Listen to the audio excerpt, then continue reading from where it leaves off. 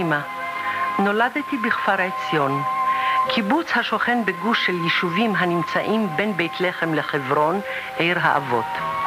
אינני זוכרת את ימי ילדותי בכפר עציון. כשהייתי תינוקת ב9 חודשים, פינו את הילדים והאימהות משם. אני עומדת עכשיו ליד עץ אלון עתיק ודמעות בעיניי. העץ הבודד קראנו לו. לפנים יכולנו להשקיף עליו רק מרחוק. היינו עומדים ביום הזיכרון לחללי צה"ל בד' באייר, הוא היום שבו נפל הגוש בידי האויב. עומדים ורואים את העץ מרחוק ונשבעים בליבנו לחזור ולבנות את ביתנו מחדש. העץ הבודד הפך סמל של התקווה לשוב הביתה. 5 אבנים גדולות ליד העץ הבודד, אבני זיכרון, 4 אבנים על שם היישובים שהיו כאן ונחרבו, כפר עציון, משואות יצחק, עין צורים ורבדים. האבן החמישית היא על שם הלוחמים שנפלו ולחמו כאן.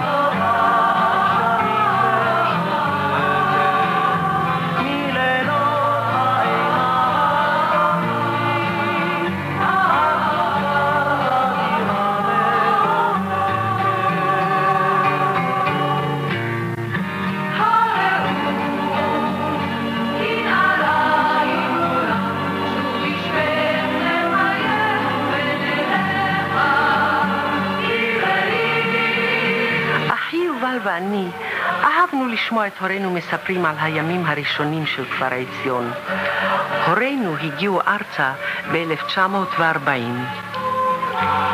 יהודה, אתה יודע, בכפר פינס חיכו לרגע שבו תעלה הקבוצה ליישוב של קבע.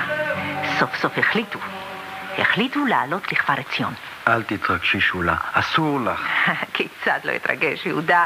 אנחנו עולים לגאול את הר חברון משממונו. שולה, רציתי להגיד לך שאת אינך עולה עמנו. את נשארת כאן בכפר פינס עד אחרי הלידה. לא, אני עולה איתכם. אבל אנחנו הולכים למקום שממה, אין שם רופאים, אין אחיות, אין בית חולים. אז יהודה, יישאר עמי כאן. אינני יכול. אני נגר, אני אצטרך לבנות שם צריפים, חלונות, דלתות. אני מבטיח לך, שולמית, אחרי שיוולד ילדינו, אקח אותך עמי לכפר עציון.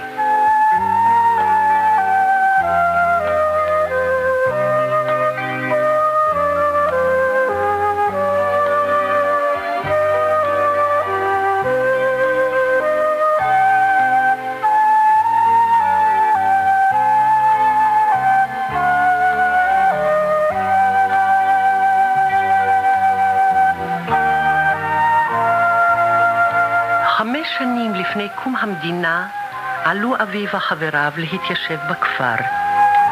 אמי עלתה לשם כעבור 2.5 חודשים כשנולד אחי יובל. מה את עושה ליד החלון? שולה, תתקררי. יהודה, עוד מעט בוקר, קום, בוא ותראה את השלג החזק היורד בחוץ. הכל כל כך לבן. לבשי את המעיל, את רועדת בקור. בשנה שעברה לא ירד שלג כזה. אבל החורף הראשון היה לנו קשה יותר, אף שלא ירד שלג. נכון. גרנו באוהלים והרוח הפילה אותם, ועכשיו ברוך השם אנחנו גרים בבית.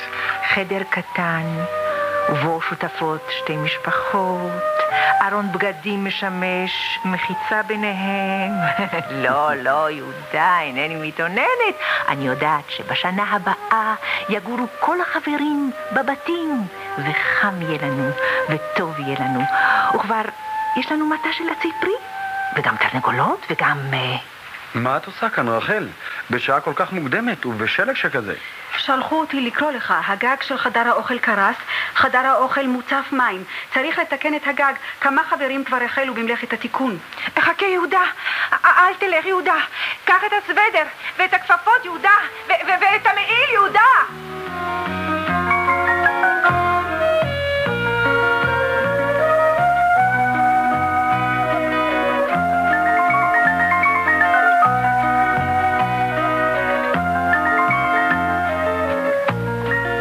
כשתוקן הגג, נוכח אבי לדעת כי מרוב קור נדבק הפטיש לכף ידו. המשק המשיך להתפתח. נבנו נגריה ומנסרה ובית מרגוע. עוד 3 יישובים הוקמו באזור, והתקוות לעתיד היו רבות. לפתע נקטעו התקוות. יהודה, היום כ"ט בנובמבר 1949. אני לא אשכח את היום הזה לעולם. יום ההכרזה באום על הקמת מדינה יהודית וערבית. ליבי מלא חששות. גוש עציון נמצא בלב היישוב הערבי. הערבים התנכלו לנו. ואכן הערבים התארגנו לכנופיות. מולם עמדה קבוצת מתיישבים קטנה. התחבורה לירושלים נעשתה רק בשיירות, וכך העבירו מזון, תרופות ונשק לגוש המבודד, המוקף יישובים ערביים. יהודה, אל תיסע היום. אני מבקשת, ליבי מנבא רעות. אני מוכרח לנסוע. הזמנו עצים בירושלים. העצים נחוצים לנו לשם הביצורים. אל תדאגי, אחזור הביתה להדליק נר חמישי של חנוכה. גם צעצועים מקנה בעיר לילדים לכבוד חנוכה.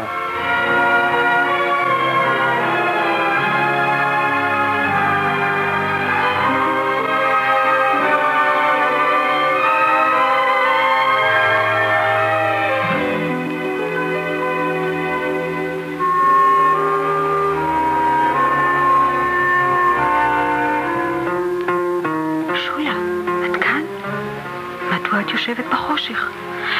הנה, הדלקתי אור. עכשיו יותר טוב. מדוע ברחת מחדר האוכל? השעה מאוחרת, רחל. והם לא חזרו. והחברים בחדר האוכל מחכים בשקט, ככה שותקים. שתיקה כזאת מפחידה. הרגשתי שאני נחנקת. רחל,